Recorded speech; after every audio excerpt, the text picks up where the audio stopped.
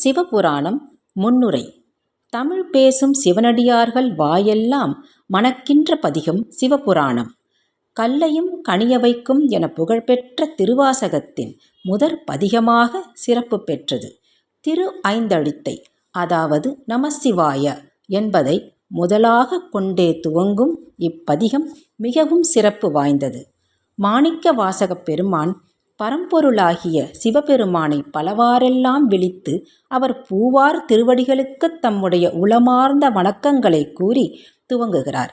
ஜீவனான உயிர் மும்மலச் சேற்றில் அகப்பட்டு திகைத்து நிற்கும் காலமும் அஜீவனுக்கு சிவபெருமான் திருவருளால் ஏற்படும் மேம்பாடுகளையும் கூறி இறுதியாக அச்சிவபெருமானின் திருவடிக்குச் செல்லும் பெருநிலையை நமக்கு காட்டுகின்றார்.